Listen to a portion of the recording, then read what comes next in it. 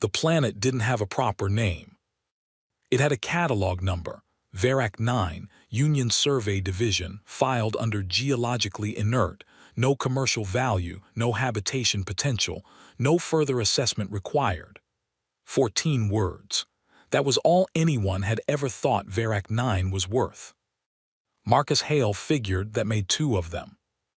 He brought Mule down through the upper atmosphere just before local dawn, which didn't mean much because Verac 9 didn't have a sun worth the title, just a pale smear of light behind permanent cloud cover, the kind of gray that didn't change from morning to afternoon to night.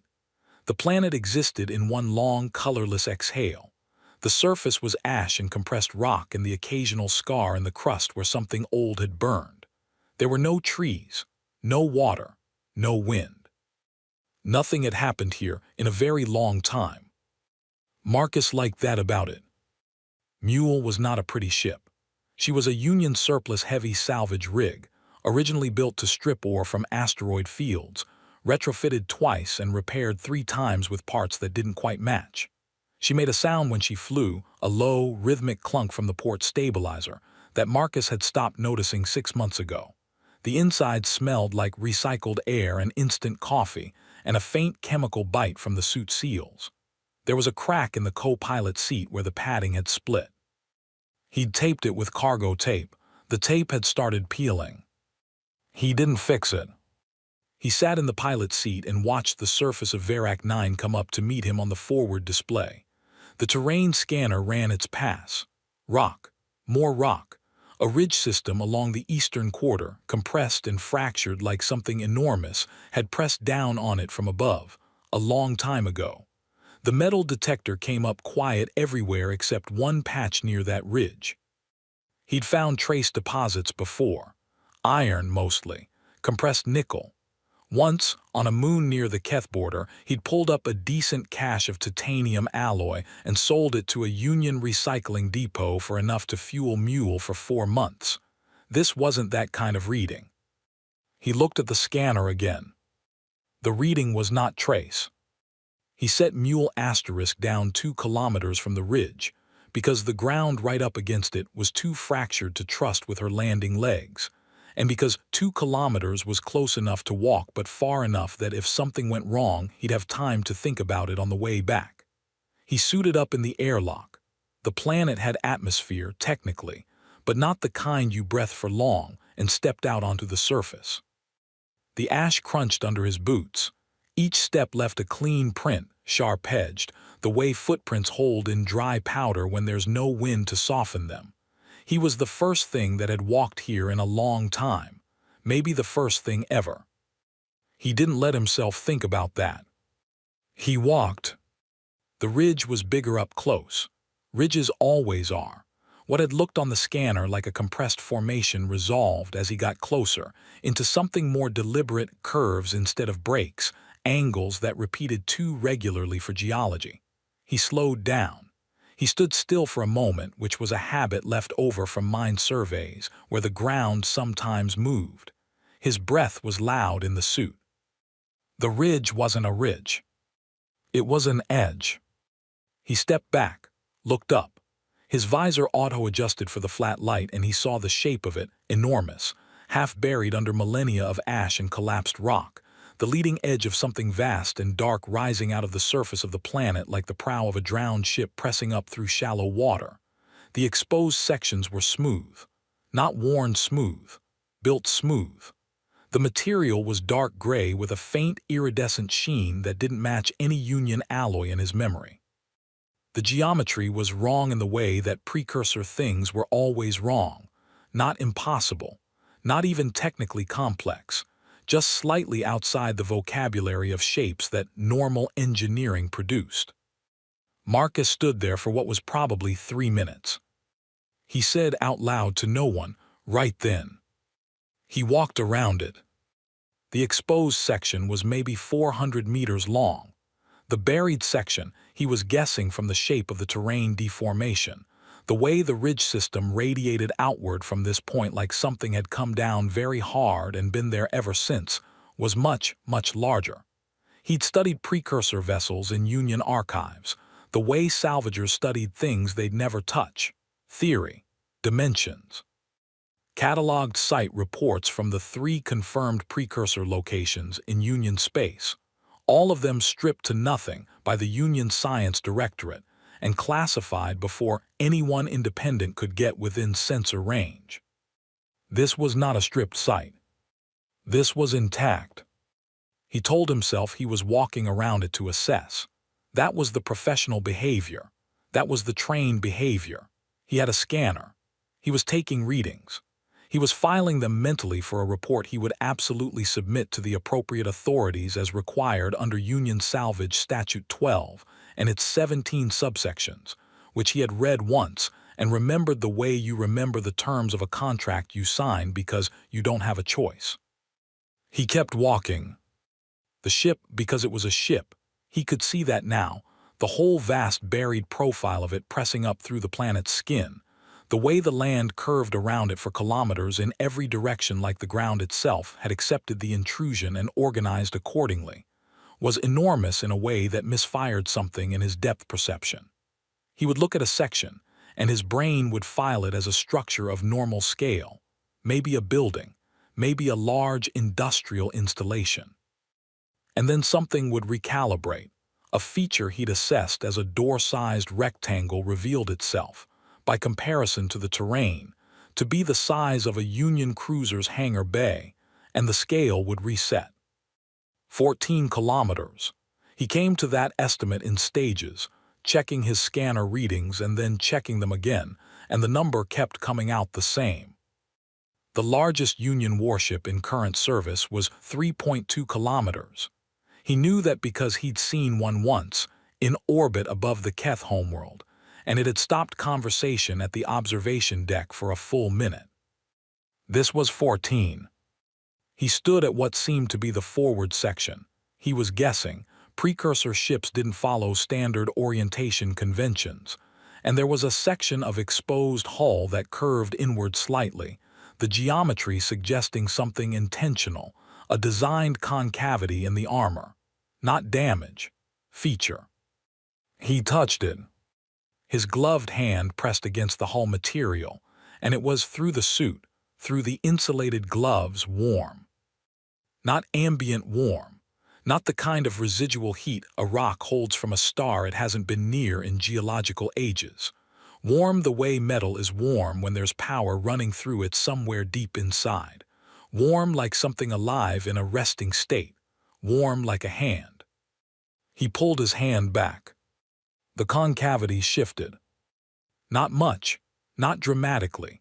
A section of hull the size of a large door recessed inward, the edges separating with a precision that made no sound, no hiss, no mechanical grind, nothing. Silence. And then a space where there had been solid hull, dark inside, and from somewhere in the dark a light came on. Not a bright light. A soft, deep amber like firelight filtered through old glass. It lit a corridor just wide enough to walk through. Marcus looked at it for a long time. He thought about Union Salvage Statute 12 and its 17 subsections. He thought about the enforcement cruiser that had impounded his last cargo because a manifest timestamp was 90 seconds off. He thought about the review board and the hearing and the Keth administrator who had looked at him the way you look at something stuck to your boot and asked him, in that flat bureaucratic tone the Union reserved for humans, whether he understood the severity of what he'd done.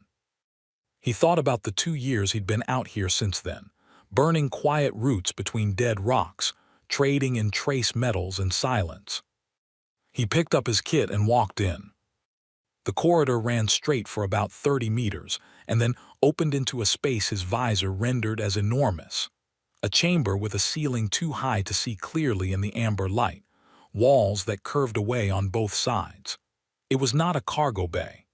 The surfaces were covered in what he first read as decoration, relief patterns cut into the walls in orderly rows, and then his eyes adjusted and he understood they were not decoration. Interfaces. Row after row of them, running floor to ceiling on every wall. The markings organized in groups and clusters with spacing that followed a logic he couldn't read but could feel, the way you feel grammar in a language you don't speak. There was structure here. There was intention. He moved deeper. There was a raised platform in the center of the chamber. On it, a single console larger than the others, the markings denser, the surface material slightly different, darker, more matte. He walked to it. He looked at the markings. Something happened in his brain. It wasn't translation. He didn't suddenly understand the language. It was more like recognition. The way you recognize a tune before you remember the name. The markings were grouped in clusters of 10, subgrouped in tens of tens, arranged in hierarchies that followed a logic so basic, so structurally familiar, that he felt the shape of it before he could name the shape. Base 10. It was all base 10. He was an engineer. He had grown up on multiplication tables and metric conversions and the decimal system that humanity had used for every calculation it had ever made. He'd never thought about it as a choice, the same way he'd never thought about breathing as a choice. It was just how numbers worked.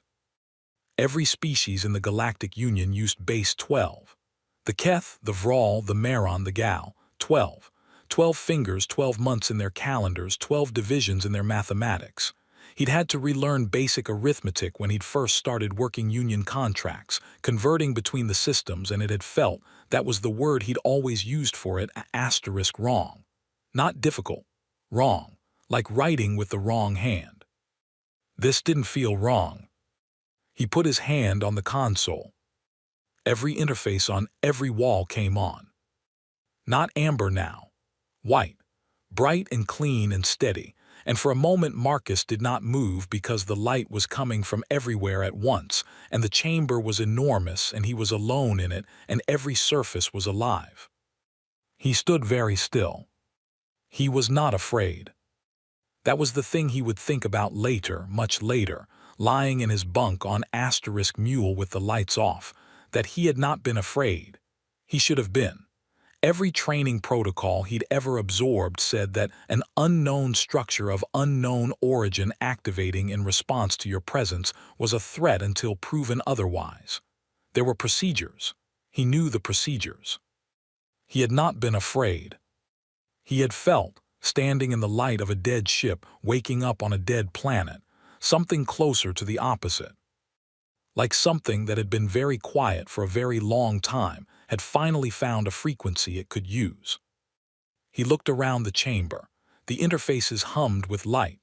The console under his hand was warm and solid and waiting. Right, he said to the ship, to the empty chamber, to the amber-turned white light that was waiting for something from him. Let's see what you've got. The ship did not answer. Not yet. But somewhere deep in the structure, so far down he felt it more than heard it, something like a heartbeat started. Steady, patient. Like it had been waiting for exactly this long, and that was fine. The first night he slept in his suit, back against the console, because he didn't trust the ship's air and he didn't trust himself not to want to. He woke up and all the interfaces were still on. He'd half expected them to be dark again. Expected the whole thing to feel like a fever dream in the gray Verac 9 morning, the kind of thing a man alone too long starts building out of rock formations and wishful thinking. But the light was there, white and clean and steady, waiting. He went back to Mule Asterisk, made coffee, sat in the cracked co-pilot seat and looked at the whole readings on his scanner for a long time.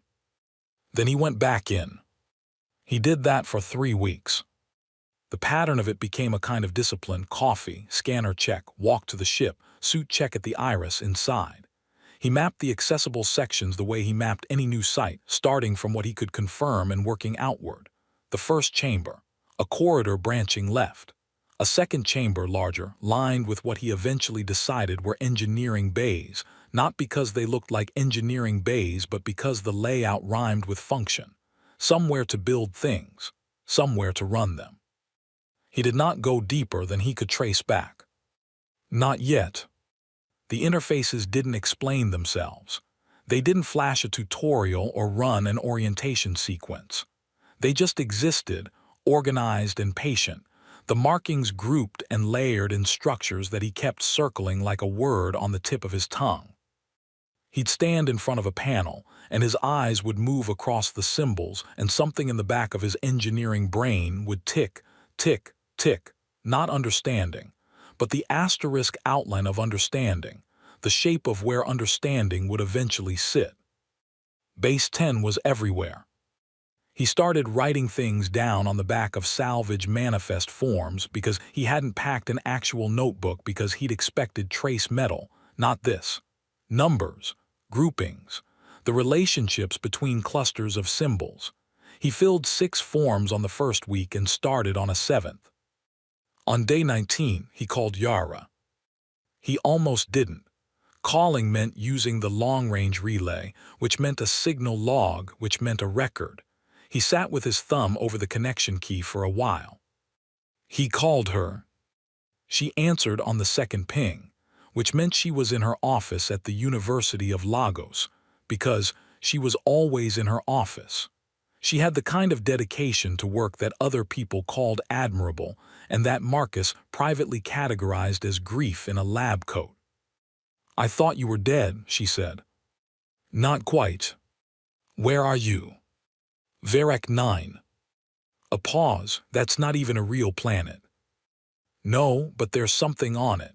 He held the scanner readout up to the camera. "I need you to tell me what this looks like to you." Another pause, longer.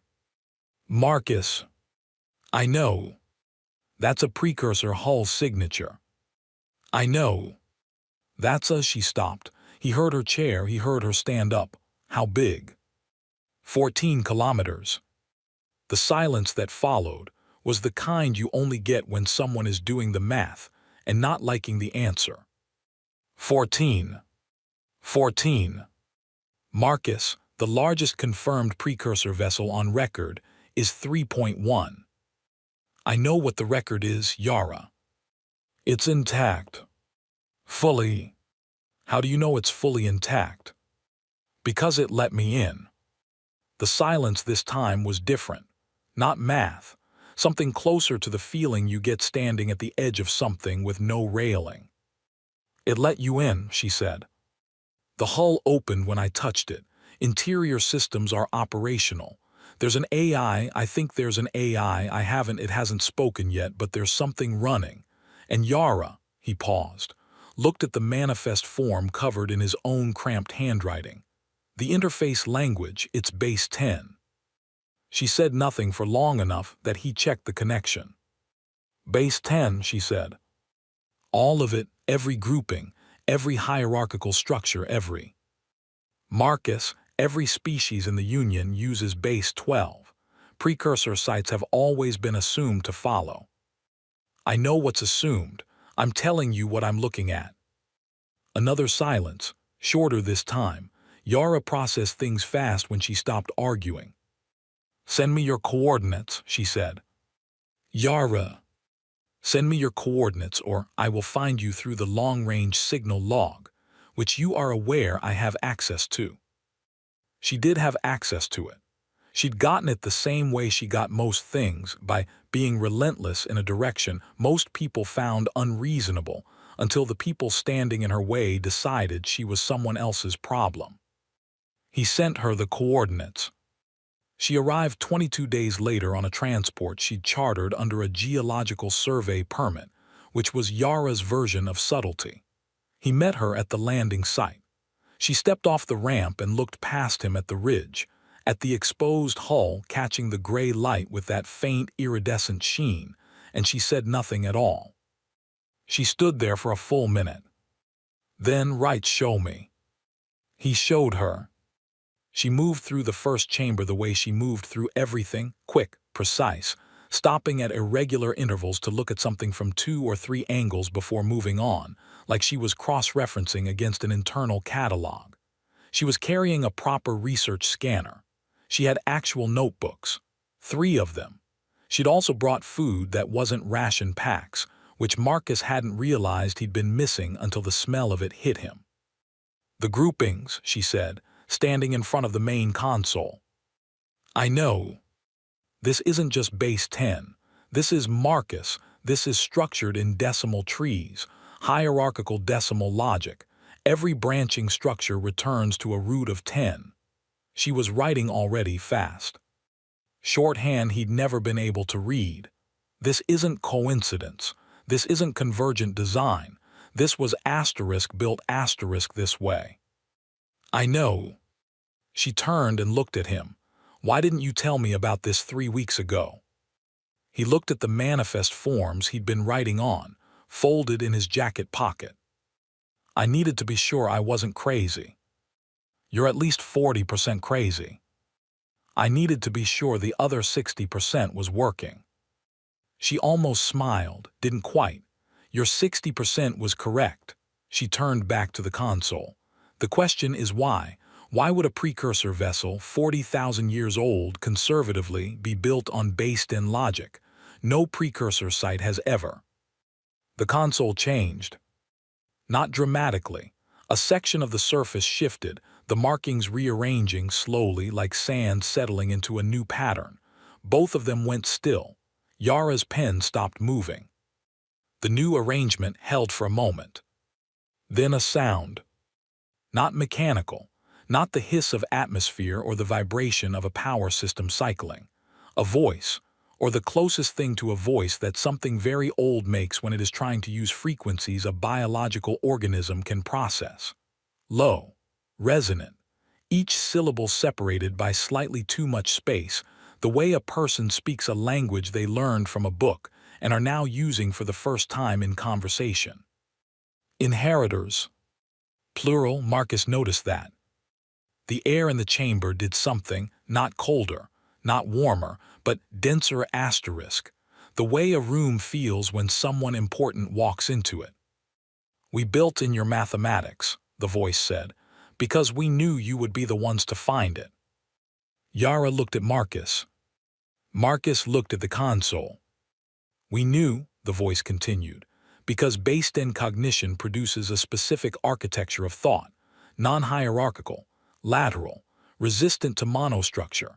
In our observations of 112 spacefaring civilizations across 400,000 years, only 3 developed based-in mathematics as their native logic system.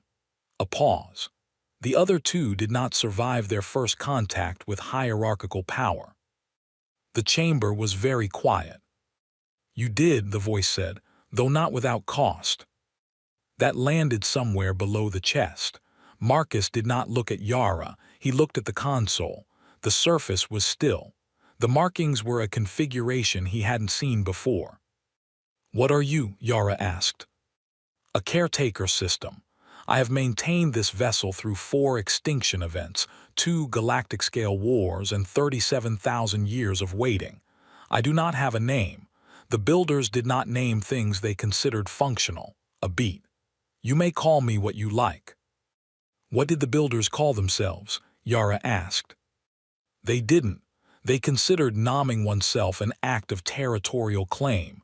They found the practice provincial. Marcus said, what does the ship do? The voice paused, not a processing pause, a considered one. Everything you need it to. That's not an answer. It is the only accurate one. This vessel was designed as a conditional instrument.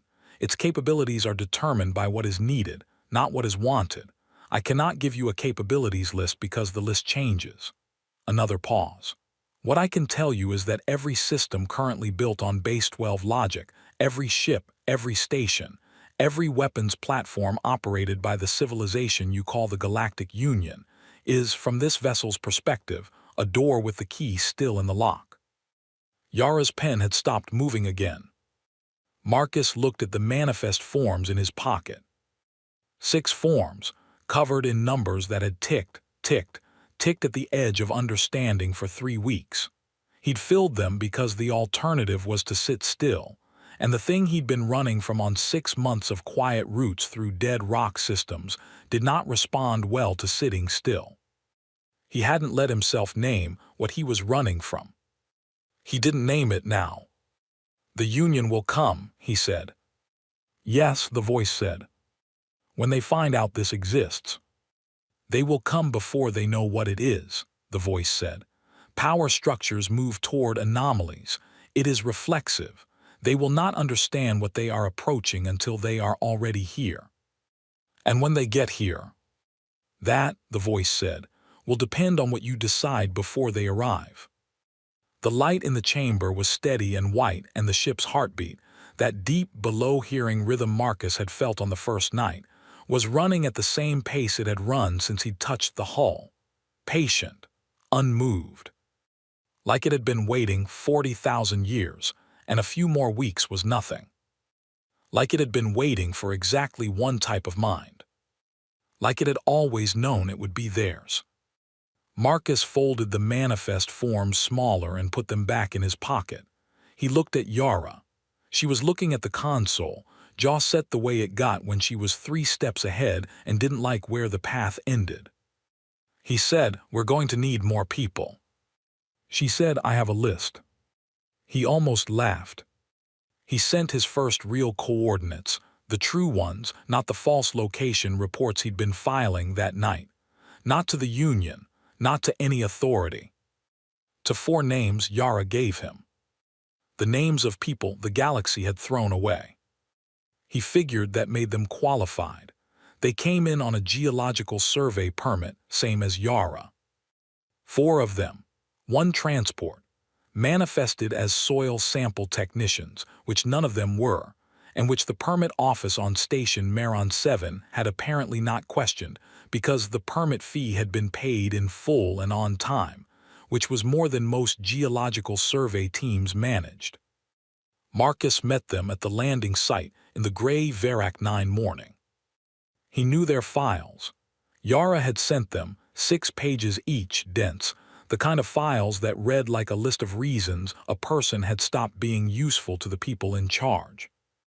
Di-Young Cho, 31, former Union Weapons Systems engineer, blacklisted after he refused to sign off on a targeting algorithm that he said, in his formal complaint, could not distinguish a hospital ship from a military vessel at distances above 400 kilometers. The complaint had gone nowhere. His career had gone somewhere worse. Priya Nair, 40, former Earth Navy communications officer, discharged after a dispute over a signal suppression order she hadn't followed. She'd followed the signal instead. The signal had been a civilian distress call from a mining platform. The platform had been saved. Priya had been handed a discharge form and a handshake. Riku Tanaka, 28, propulsion engineer, blacklisted from every Union shipyard after publishing a paper arguing that Union drive core design had a catastrophic resonance flaw at high output. The paper had been retracted under pressure. 8 months later, a Union patrol cruiser had lost its drive core at high output and come apart in a shipping lane. The incident report had listed the cause as unexpected mechanical failure. And last, Dr. Amara Osai, who was Yara's younger sister and who had come because Yara had said please, and who was looking at Marcus with the specific expression of someone who has made a decision they haven't fully examined yet and would prefer not to do so now. She was a trauma surgeon. She was here because a crew without a medic was a collection of corpses on a slow schedule. Marcus looked at them. 4 people the galaxy had used up and set aside. He thought about that for exactly 1 second. "Right," he said, "come see what you signed up for." They didn't react the way he'd reacted. Cho stood in the first chamber for 40 seconds and then said, very quietly, "The weapons integration points on the port side, those aren't emitters. They're something else." He said it the way an engineer says something they're not ready to say out loud yet, like the thought came out before he gave it permission. Priya walked to the communications array. He hadn't identified it as a communications array. She did it in 11 minutes and ran her hand along the interface panels without touching them, the way you hover your hand over something hot to test the heat before you commit. Riku found the propulsion section and didn't come back for 4 hours. Amara looked at everything, said nothing, and then sat down cross-legged on the chamber floor and ate a protein bar and watched the interfaces the way you watch a fire. The voice came on the second day. The same resonant patience, the same spaced syllables. It spoke to each of them in sequence, not simultaneously, not all at once, one at a time, like it was making introductions. What it said to each of them, Marcus didn't know. That conversation happened in whatever section of the ship they were working in, and nobody reported it back. Not that day. Not later. He didn't ask. Some things a person keeps. What he noticed, after the voice spoke to them, they worked differently. Not harder, differently, like something had been switched from approximation to precision. 3 weeks of this. The ship was not broken. That was the thing Marcus had to keep reminding people who asked him to explain it, and the explanations were always vague, always technically a survey report, always filed under the geological permit that Yara kept renewing with cheerful fraudulence. The ship was not broken. It had been in stasis. Reactivation wasn't repair. It was closer to negotiation. You brought a system online. The ship assessed whether you'd done it correctly. If you hadn't, it didn't error. It waited. Patient the way stone is patient. And you went back and tried again. Riku called it arguing with a mountain. Cho said it was more like explaining yourself to a judge who has already read the case file. Priya said they were both wrong, and it was like tuning a radio that already knows what frequency it wants to be on.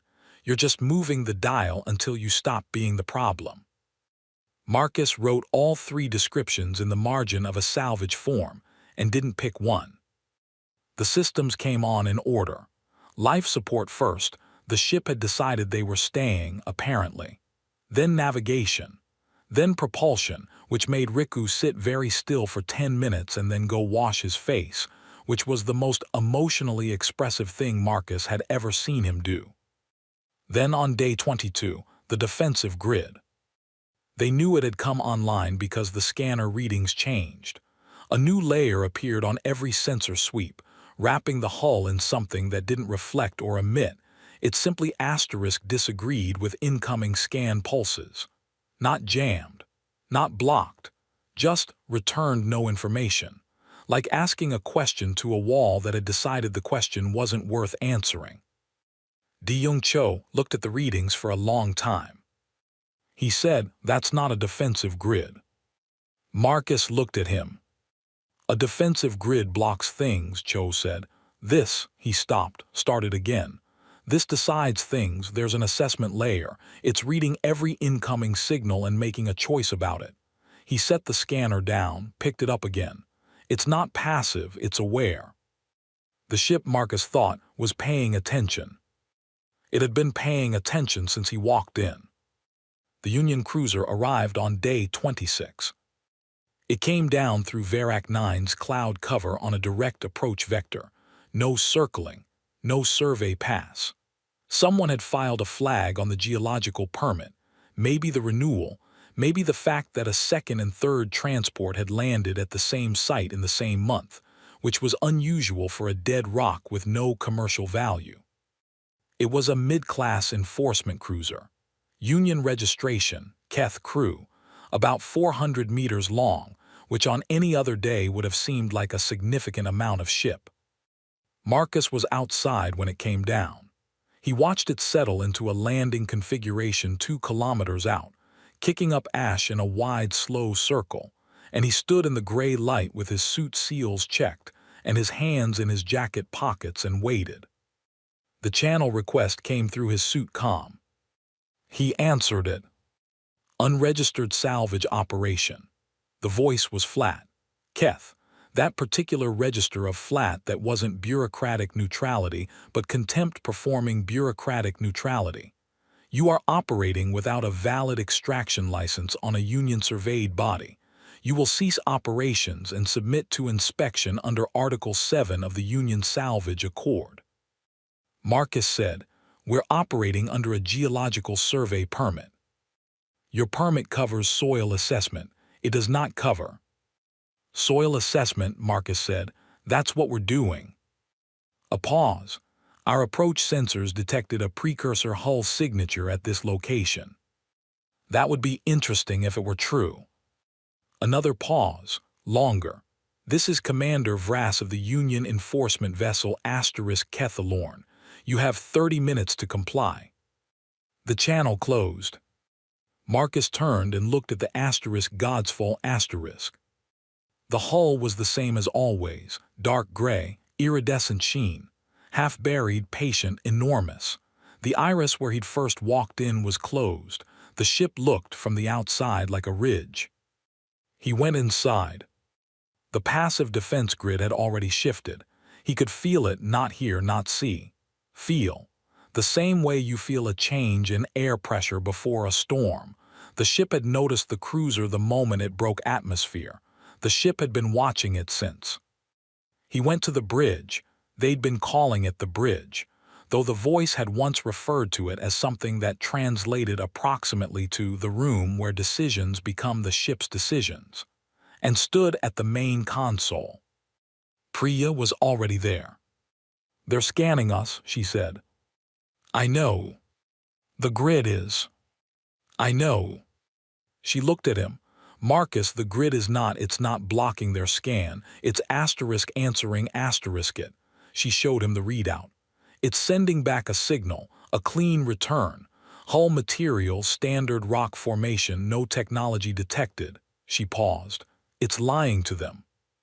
The ship, Marcus thought, had been waiting 40,000 years. It had developed opinions about how to handle company. He almost said something. He didn't. 28 minutes into the 30-minute window, Commander Vrass hailed again. "Our sensors are showing a standard geological formation at your location. However, given the anomalous permit history and the volume of personnel at a survey site rated for 2, we are proceeding with a physical inspection. A beat. This is non-negotiable." Marcus opened the channel. "Commander, I'd advise against that." "That is not a response I'm required to consider." "No," Marcus agreed, "it's not." The Kethalorn powered up its landing thrusters. Nothing happened for 11 seconds. Then every light on the Kethalorn went out. Not one system, not a partial failure. Everything, thrusters, navigation, communications, life support backup.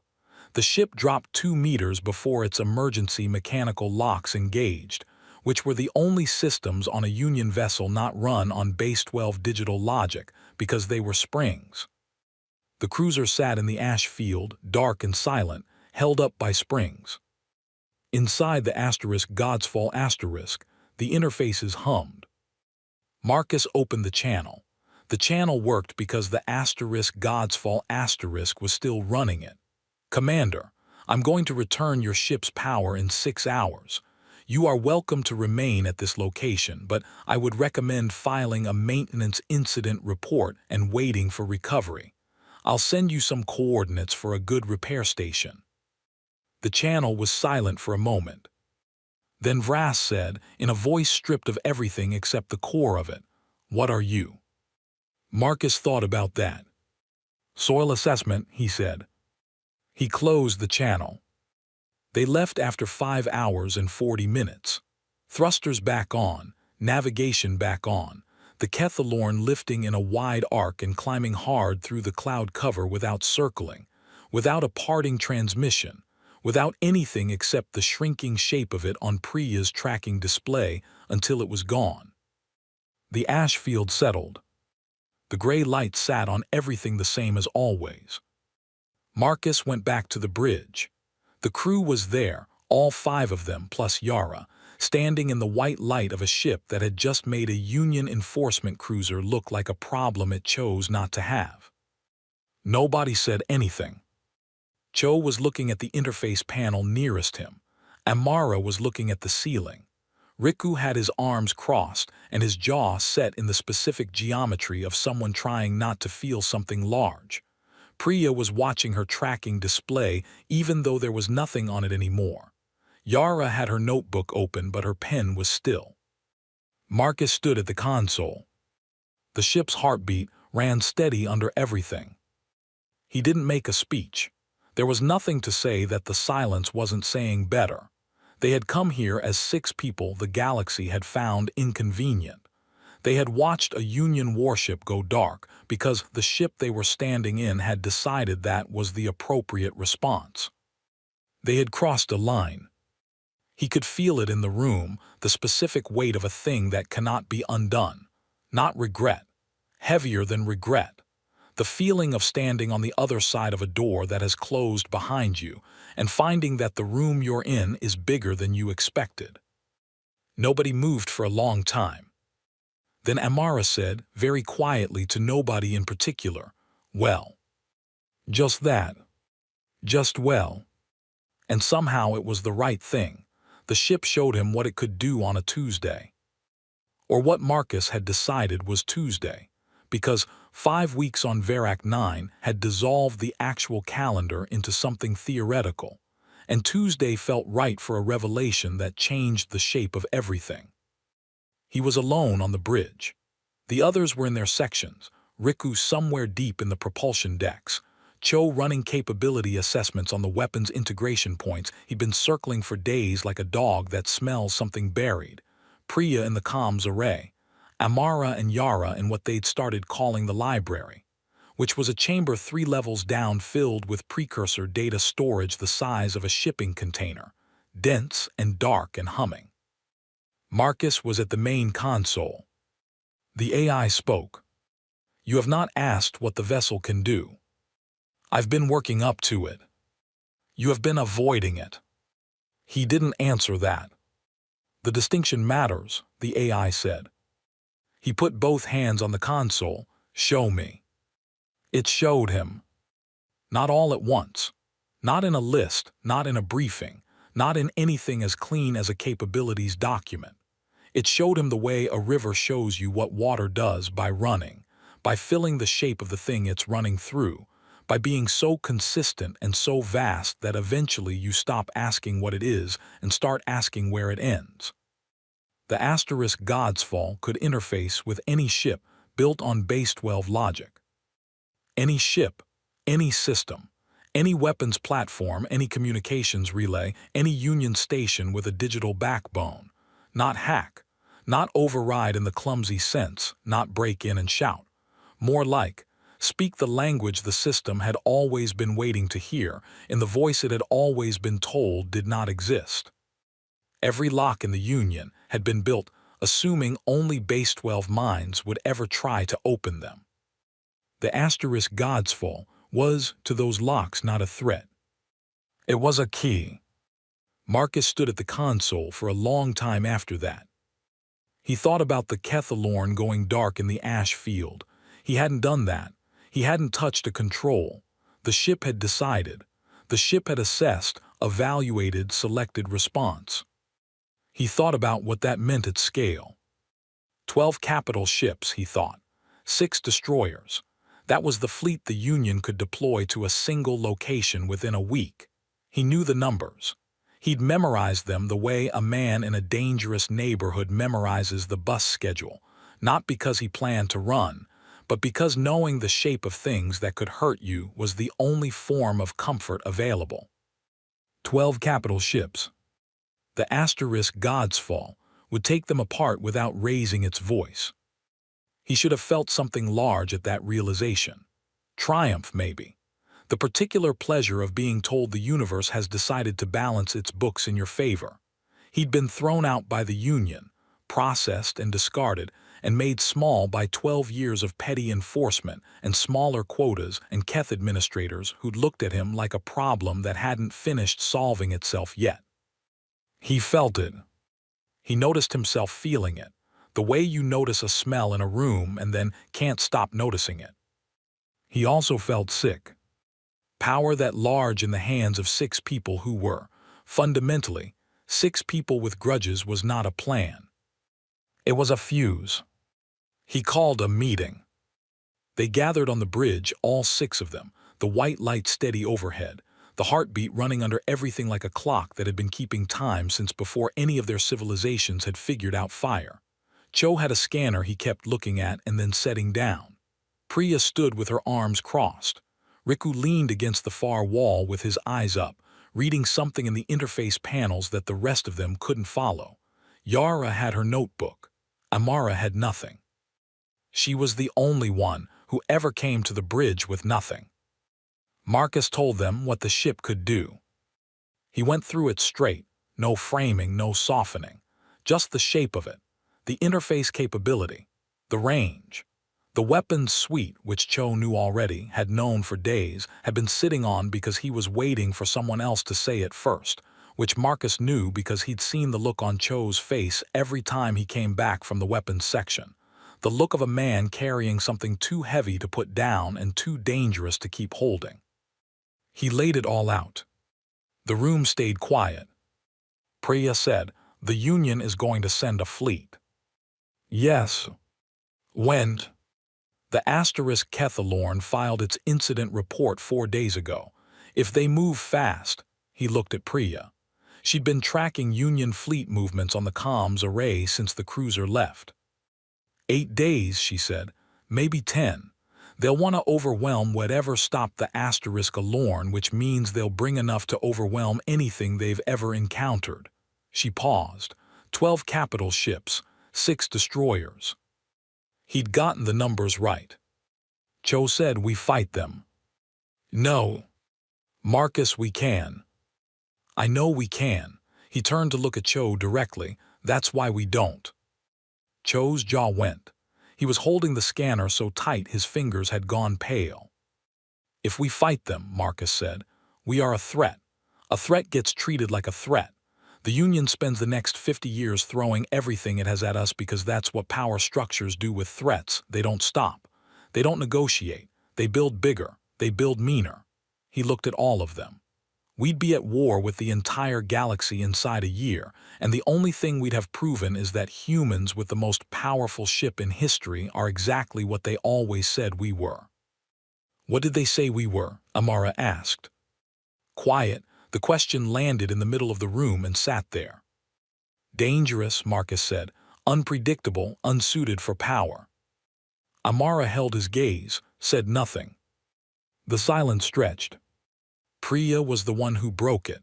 She said quietly, looking at the comms array readout on her handheld, "What if we don't fight them, and we don't negotiate?" Everyone looked at her. "What if," she said, "we don't do either?" She looked up. She had the expression she got when she'd been running a problem and found the edge of it, not solved, just found the edge. The problem isn't the fleet.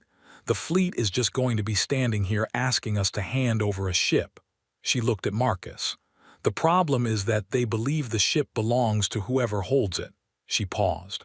What if it doesn't belong to anyone? The white light sat on everything. Marcus said, "Keep going." 40,000 years of precursor science, Priya said. Engineering, medicine, materials, navigation, it's all in the ship, all of it. The library downstairs. She glanced at Yara. Yara had stopped writing. The Union has spent 200 years hoarding every fragment of precursor data they could find, classified, controlled, rationed to approved research institutions at approved rates for approved purposes. A beat. What if every species got all of it at once, simultaneously? Before the fleet arrives. Cho put the scanner down. Riku turned away from the wall. "They can't suppress it," Priya said, "if it's already everywhere." The broadcast took 11 hours to prepare. Priya ran it. Yara and Amara handled the data organization, 40,000 years of precursor knowledge indexed and structured so it could be received, not just transmitted, because a signal no one could parse was just noise. Riku kept the power system stable through what turned out to be a sustained output draw that would have burned out every ship in the Union fleet twice over. Cho ran a passive defense perimeter and did not say anything about the weapons systems, which was its own kind of discipline. Marcus sat at the main console. The AI said, "You understand this cannot be undone." "Yes." "The information will propagate. Smaller civilizations will gain access to technology they are not prepared for. Some will use it destructively. Some will use it to survive." A pause. "Yes," the AI said, "some will." The Union used it to control. For 200 years, they controlled who got to know what, and they used that to decide who mattered. He looked at the interface panels, the markings he could almost read, the based-in structures that had lived in the back of his brain for his whole life without ever finding anything they could speak to. I'm not interested in doing that better.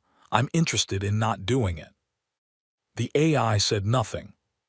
The broadcast went out at 400 local. Every frequency, every relay, every Union comm channel, every independent station, every diplomatic band, every navigation beacon that could carry a secondary signal.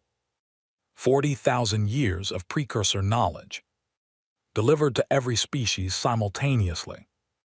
No encryption, no delay, no access controls. Just here, it's yours, all of it. The fleet arrived 9 days later. 12 capital ships, 6 destroyers.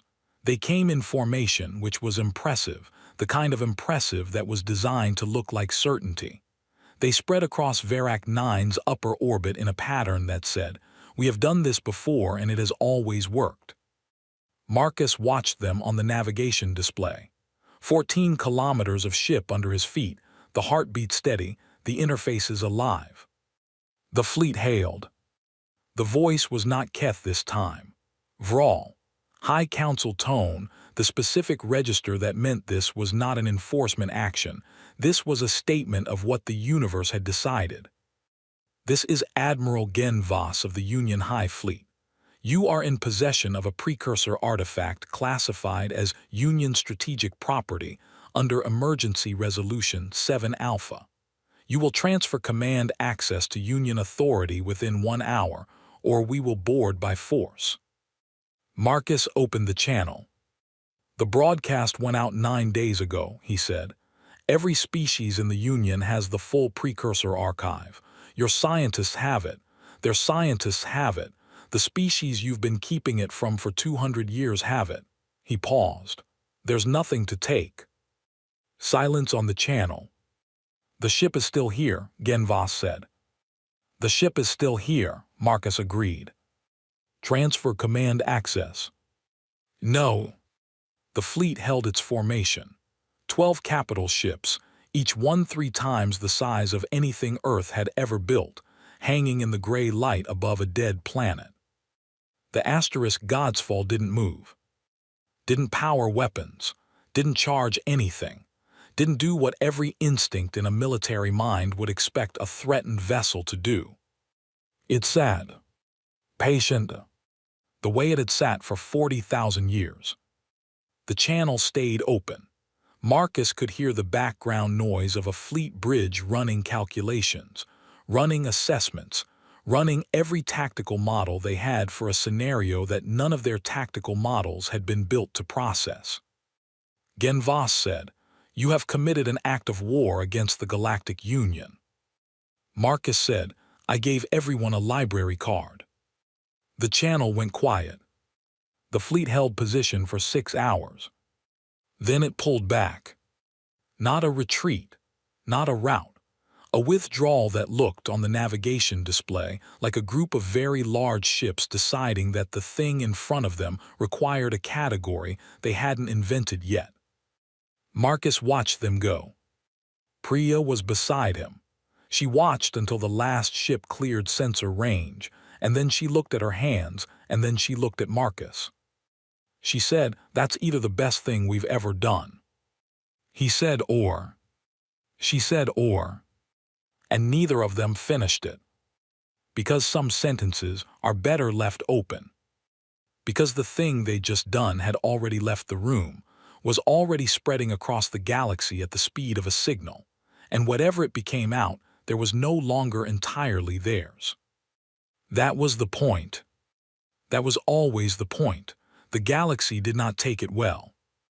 Which was expected. What was not expected, what Marcus had not let himself model, because modeling it would have required believing it would actually work, was the speed of it. The broadcast had been out for 9 days when the fleet arrived. By then, it had already reached 43 independent relay stations across 6 sectors. By the end of the first month, it had propagated through every major comm network in the Union, the Outer Fringe, and two civilizations that officially did not have contact agreements with anyone. 40,000 years of knowledge. Loose in the galaxy. No lid.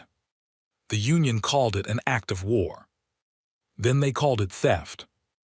Then, after 3 weeks of emergency sessions, during which apparently every High Council member had attempted to claim jurisdiction over a problem that had already ceased to be a problem in the sense of being containable, they called it an unauthorized information dissemination event, which was the kind of language that meant they had run out of words and were now building new ones to stand in the wreckage. Smaller species called it other things. The Maron, a civilization that had been locked out of precursor medical research for 60 years because the Union Directorate considered them a developing class member state, which was a phrase that meant not worth the access fee, translated the relevant sections of the archive in 11 days. Their xenobiology teams had 3 research papers published in 14. The gal, who had been trying to solve a propulsion inefficiency that was costing them a third of their fleet range for 2 decades, blocked from the relevant precursor engineering data by a Union licensing wall, with a cost that only 4 species could afford, fixed it in a month. Marcus read the reports on the *Godsfall *S bridge. He read them the way you read something you hoped was true and are now finding out is actually true, which is not pure relief. It has an edge. It asks you what you do next. He didn't have an answer to that yet. Cho came to find him. Sat on the floor near the console. Nobody sat in chairs on the bridge. The chairs were precursor, and the geometry was wrong for human spines, and looked at his scanner without looking at it. He said, "The Union is calling you a terrorist." "I know. You're also being called a liberator." The Maron Council issued a formal statement. "I know. That's a strange combination. Everyone who's ever changed anything uninvited gets both," Marcus said. "The second one takes longer to arrive." Cho was quiet for a moment. "Are you sure you did the right thing?" Marcus looked at the interfaces, the markings he could almost read. "No," he said. "I'm sure I did the only thing I was willing to do. That's different." Cho nodded, set his scanner down, picked it up. "The weapons systems are still." "I know." "I'm not," he stopped, tried again. "I just want to know they're there." "They're there." Cho nodded again. That was enough for him. That was the most Cho had ever asked for anything, just to know the capable thing existed, even if you weren't going to use it. Marcus understood that.